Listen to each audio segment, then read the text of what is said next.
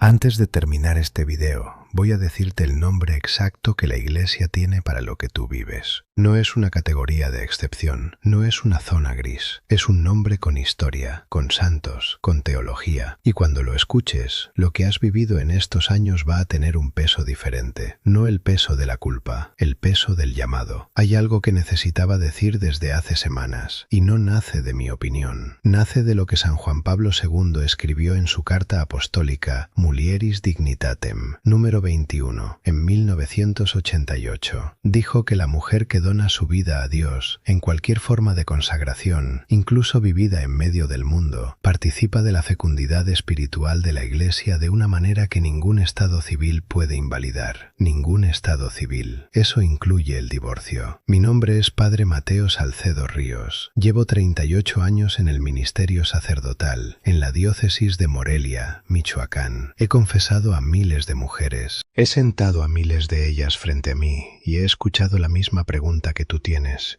pero no has dicho en voz alta todavía. Hoy se la voy a responder. Pero antes necesito decirte algo sobre cómo trabajo. Siempre fui cuidadoso con este tipo de asunto. No me gusta mezclar la espiritualidad con lo que la gente quiere escuchar. Lo que voy a compartir no es mi opinión personal. Es lo que el magisterio de la Iglesia, los santos y los teólogos documentaron durante siglos. Yo solo soy el mensajero. Tengo una tía que se llama Remedios. Vivía en Puruarán, aquí en Michoacán. Quedó viuda a los 48 años y nunca volvió a casarse. No por falta de quien se lo pidiera, por elección. Tenía en la pared de su cocina una imagen de la Virgen de Guadalupe con una veladora que nunca apagaba antes de dormirse. Cuando yo era niño le pregunté por qué no buscaba otro esposo.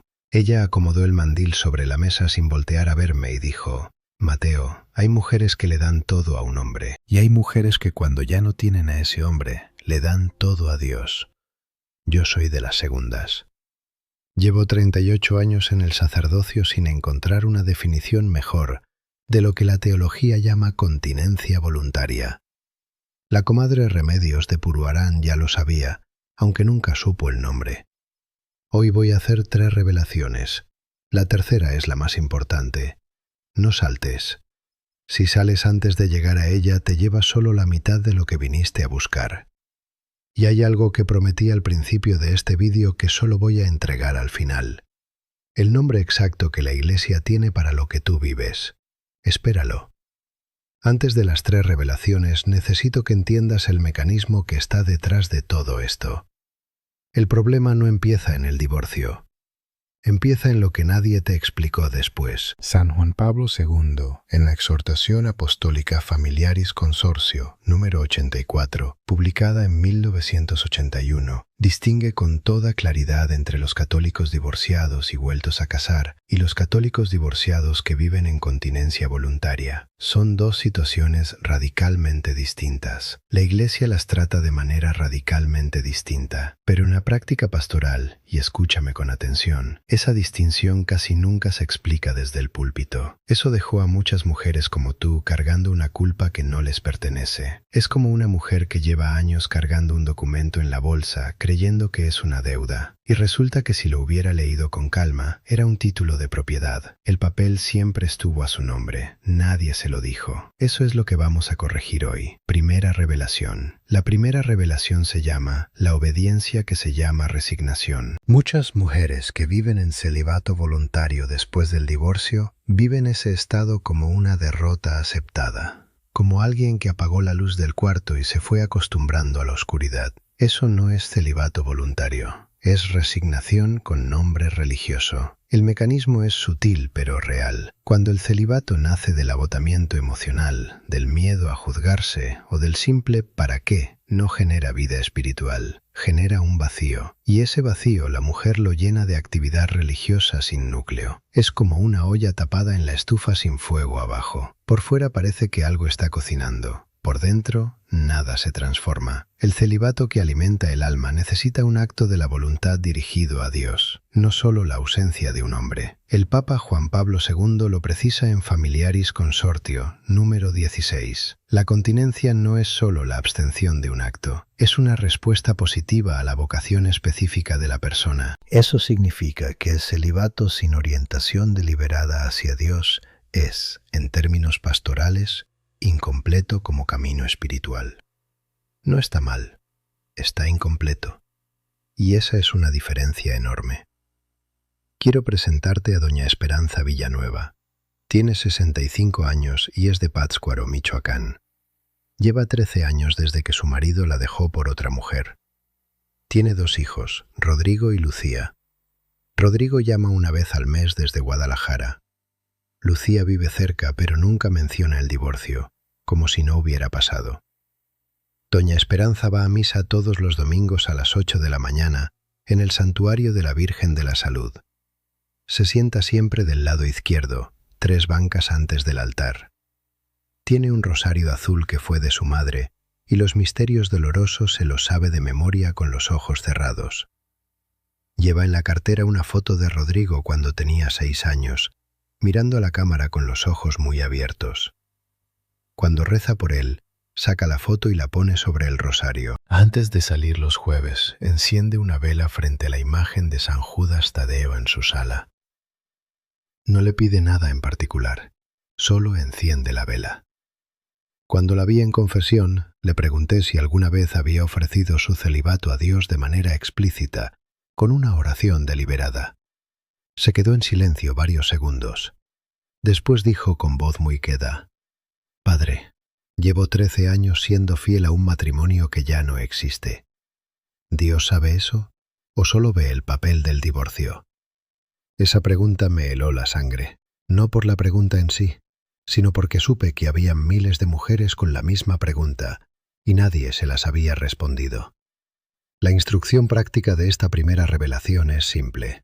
Esta semana, en cualquier momento del día, no necesitas estar en una iglesia. Di en voz alta esta oración una sola vez. Señor, lo que he vivido en soledad desde mi divorcio, te lo entrego hoy como ofrenda deliberada. No lo ofrecí antes porque no sabía que podía, lo ofrezco ahora. Una sola vez, en voz alta. El efecto no es mágico, es la diferencia entre cargar un peso y entregarlo. Lo que cambia no es tu situación, cambia el significado de todo lo que viviste desde entonces. Vas a pensar, padre, pero si no lo hice con intención todos estos años, ¿se perdió todo ese tiempo? Y yo te digo, escúchame con atención, la misericordia de Dios no tiene fecha de retroactividad. Lo que ofreciste sin saber que ofrecías, Él ya lo recibió. Esta oración no recupera el tiempo perdido, confirma lo que Él ya guardó. Antes de seguir, quédate un momento. Si lo que acabas de escuchar ya movió algo en ti, eso no es coincidencia. Y si quieres que sigamos teniendo estas conversaciones juntos, hay un botón aquí abajo que dice suscribirse. Presionarlo no es seguir un canal, es decirle a Dios, quiero seguir escuchando. Eso es todo lo que te pido por ahora. Y si este vídeo está llegando donde necesita llegar, presiona también el corazoncito. No te lo pido como un favor, te lo pido como un amén. Pero antes de que llegue la segunda revelación, que va a hacer que te detengas y respires profundo, necesito que conozcas algo más de lo que doña Esperanza vivió en silencio durante años. Porque lo que ella hizo sin darse cuenta es exactamente lo que necesito nombrarte ahora. Segunda revelación. La segunda revelación se llama la humildad que se llama invisibilidad. Esta es la más silenciosa de las 3 y la más dañina. Muchas mujeres divorciadas en celibato voluntario desarrollan con el tiempo un patrón que yo llamo autoexclusión preventiva. Se borran a sí mismas de los espacios de la iglesia antes de que alguien las borre. No se acercan a la comunión ciertos domingos, por si acaso. No participan en los grupos de la parroquia para no dar mal ejemplo. No se confiesan con frecuencia porque no saben qué decir. Y todo esto lo hacen creyendo con sinceridad que es humildad. Pero no lo es. Es el miedo disfrazado de virtud. Es como una planta que se dobla sola para no recibir el sol y después se pregunta por qué no crece. La autoexclusión preventiva no protege a nadie. Le quita a la comunidad el testimonio de una mujer que eligió a Dios cuando podría haber elegido otra cosa. Santa Teresa de Ávila, doctora de la Iglesia y fundadora del Carmelo reformado en el siglo XVI, escribió en el capítulo 28 de su vida que la falsa humildad es el arma que el diablo más usa con las almas que quieren ser buenas. porque las convence de que no merecen lo que Dios ya les está ofreciendo. El padre Mateo lleva esa frase subrayada en su breviario desde el seminario. Lo que voy a decir ahora puede incomodar, y si incomoda es porque llegó al lugar correcto. Doña Esperanza hizo esto durante 7 años. Llegaba a misa todos los domingos, veía pasar a la gente hacia la comunión y se quedaba en su banco. No porque tuviera un impedimento real, sino porque pensaba, por si acaso. Cuando me lo dijo en confesión le pregunté, ¿tienes algún pecado grave sin confesar que te impida acercarte hoy? Me dijo que no. Le dije entonces lo que le digo a cada mujer en su situación. Quedarse en el banco sin un impedimento real no es humildad. Es dejarle la puerta cerrada a Dios desde adentro. Cuando doña Esperanza entendió eso, no lloró de vergüenza, lloró de alivio. La instrucción práctica de esta segunda revelación es concreta. La próxima vez que vayas a misa y sientas el impulso de no pasar a comulgar por si acaso, para. Hazte esta única pregunta. ¿Hay un pecado grave sin confesar que me impida acercarme hoy? Si la respuesta es no, pasa, sin negociación interna, sin el por si acaso. La Iglesia no te pide perfección para acercarte a la Eucaristía, te pide conciencia recta, y tú la tienes. Esto es lo que nadie te dice. Quedarte en el banco cuando deberías pasar no es humildad, es robarle a Dios lo que Él quiere darte. Sé que vas a pensar, ¿y si alguien me ve y me juzga? Esto es lo que nadie te dice. Quien te juzga por comulgar no te conoce. Quien te conoce sabe lo que has vivido. Y Dios, que lo sabe todo, ya tomó su decisión sobre ti antes de que te levantaras esta mañana. Ya pasamos lo más difícil. Lo que viene ahora no es más duro, es más hondo. Y más hondo significa más liberador. Tercera revelación. Ahora llegamos a lo que prometí al principio. Quédate.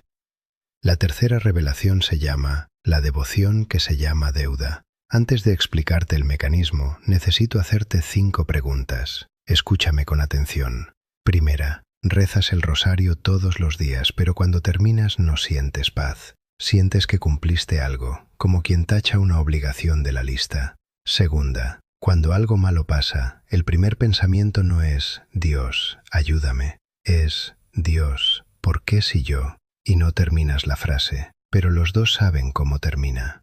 Tercera, le tienes más devoción a los santos que interceden por cosas concretas. San Judas Tadeo, el Sagrado Corazón para intenciones específicas, que a la simple presencia de Dios sin pedirle nada. Cuarta, cuando alguien más recibe una gracia que tú pediste y no recibiste, sientes algo que no es exactamente envidia, pero se le parece. Y después te confiesas de eso, sin entender exactamente qué fue lo que sentiste. Quinta, el más silencioso de los 5. Llevas años viviendo en celibato, cumpliendo, rezando, sirviendo. Y en el fondo no sabes si Dios está contento contigo o simplemente conforme. Y esa diferencia no la preguntas en voz alta porque tienes miedo de la respuesta. Si te reconociste en 3 o más de estas señales, esta revelación es directamente para ti. Este es el estado más avanzado y el más difícil de ver desde adentro. Después de años de celibato voluntario, muchas mujeres desarrollan sin saberlo una relación con Dios basada en la lógica de la compensación. Yo renuncié a tener pareja, entonces Dios me debe protección, me debe salud, me debe que mis hijos regresen a la fe.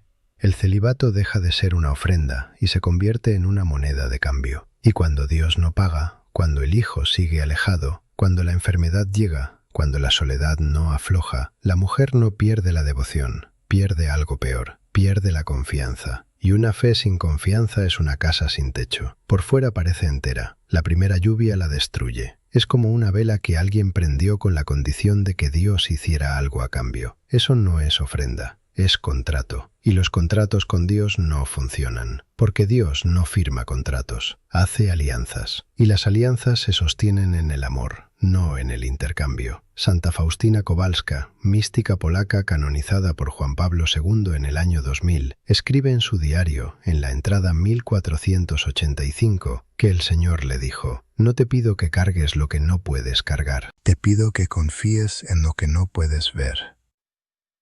El padre Mateo lleva más de 20 años usando esa frase con mujeres exactamente en este estado, porque lo que el Señor le dijo a Faustina te lo está diciendo a ti en este momento. Y ahora escucha. Esta es la promesa que hice al principio de este video. El nombre exacto que la Iglesia tiene para lo que tú vives. No es divorciada tolerada. No es situación irregular con buena voluntad. El término que el magisterio reconoce es continencia voluntaria postdivorcio. Y ese término tiene historia, tiene teología, tiene santas que lo vivieron antes que tú. Santa Catalina de Génova permaneció en celibato voluntario durante años, después de la ruptura efectiva de su matrimonio, antes de convertirse en una de las grandes místicas de la historia de la Iglesia. No estaba en el borde de la Iglesia, estaba en el centro de una vocación reconocida, y tú también. Eso no es tolerancia, es reconocimiento activo. La instrucción práctica de esta tercera revelación es la más importante de las tres. Esta semana, elige un momento antes de dormir y reza 5 minutos sin pedir nada, ni salud, ni tus hijos, ni conversiones, ni protección. Solo di, aquí estoy, sin pedirte nada, solo para estar. Si no aguantas los 5 minutos sin empezar a pedir, eso es exactamente la señal de lo que esta revelación está nombrando. No es fracaso, es diagnóstico. Y el diagnóstico es el primer paso de la sanación. Quédate, sé que esto duele, porque reconocer que la devoción de años estuvo mezclada con algo que no era solo amor, eso no se escucha fácil. Pero escúchame con atención. Dios no se molesta cuando descubres que lo amabas con miedo. Él solo espera que un día lo ames sin él. Ahora las 5 instrucciones para comenzar hoy. Primera, esta semana, di en voz alta la oración de la primera revelación una sola vez. Señor, lo que he vivido en soledad desde mi divorcio, te lo entrego hoy como ofrenda deliberada. Esto convierte años de celibato vivido en silencio en una ofrenda con nombre. Lo que ya viviste no se pierde, se consagra. Segunda, la próxima vez que vayas a misa sin pecado grave en la conciencia, pasa a comulgar, sin negociación interna, sin el por si acaso. Quedarte en el banco cuando deberías pasar no es humildad, es dejarle la puerta cerrada a Dios desde adentro. Tercera, esta noche, antes de dormir, di el nombre en voz alta de la persona por quien más rezas, y después di, Señor, lo suelto, no lo dejo de amar, lo suelto de mis manos para que lo tomes tú. Esto no es rendirse, es hacer lo que el amor de Dios hace todo el tiempo. Cuarta, si llevas tiempo sin confesarte porque no sabes cómo explicar tu situación, ve esta semana y di exactamente eso al sacerdote. Entra y di, Padre, llevo tiempo sin venir porque no sé cómo explicar lo que vivo. Eso es suficiente para empezar. El sacerdote tiene el resto. La confesión no te pide que llegues con el discurso listo, te pide que llegues. Quinta, la más difícil y la más transformadora. Esta semana, en un momento sin testigos, di en voz alta estas palabras. Dios, no sé si me has visto, pero yo te vi a ti todos estos años, y con eso me basta. Esa frase no es resignación, es la oración de quien ya no necesita que Dios le demuestre nada para seguir creyendo. Cuando la dices en voz alta, algo en ti cambia, no en tus circunstancias, en la dirección desde la que las miras. Doña Esperanza aplicó estas instrucciones. 3 semanas después me hizo llegar una nota corta. Decía, recé 5 minutos sin pedir nada. Al tercer minuto me puse a llorar y no supe por qué. Creo que fue la primera vez que lo visité sin cobrarle nada. Esa nota la tengo doblada en el breviario, junto a la frase de Santa Faustina. Dios no mide los años que estuviste sola, mide la dirección en la que miraste durante ellos. Todavía hay tiempo. La sanación no empieza cuando el hijo regresa, no empieza cuando la soledad desaparece, empieza hoy, en el momento en que decides mirar en una dirección diferente. Y ese momento es ahora, mientras me escuchas. Vamos a orar juntos. Santísima Virgen de Guadalupe, Madre de México y Madre de cada mujer que está aquí conmigo en este momento. Tú que apareciste ante Juan Diego con una ternura que no preguntó por su estado civil ni por su historial, recibe hoy a cada persona que está escuchando esto. a las que llevan años cargando en silencio un celibato que nunca supieron que podían ofrecerte, a las que se quedaron en el banco demasiados domingos por miedo, a las que rezaron con la lógica del contrato sin darse cuenta. Intercede por ellas ante tu Hijo. Dile que vinieron, dile que escucharon, dile que están dispuestas a empezar aunque no sepan cómo. Señor Jesucristo, tú que le dijiste a Santa Faustina que no pides que carguemos lo que no podemos cargar, sino que confiemos en lo que no podemos ver. Recibe hoy la confianza de cada una de estas mujeres. Recibe lo que ofrecieron sin saber que ofrecían. Recibe lo que vivieron en soledad como si fuera incienso subiendo hacia ti, porque lo fue. En el nombre del Padre, del Hijo y del Espíritu Santo. Amén. Que Dios los bendiga abundantemente, que la Virgen de Guadalupe los cubra con su manto y que esta noche duerman un poco más tranquilos que antes de empezar este vídeo.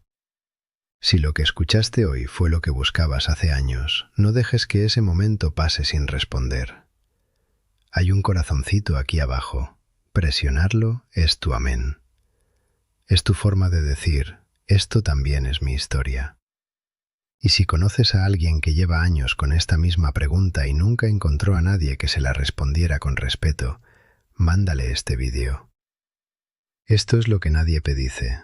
A veces la misericordia de Dios llega por WhatsApp.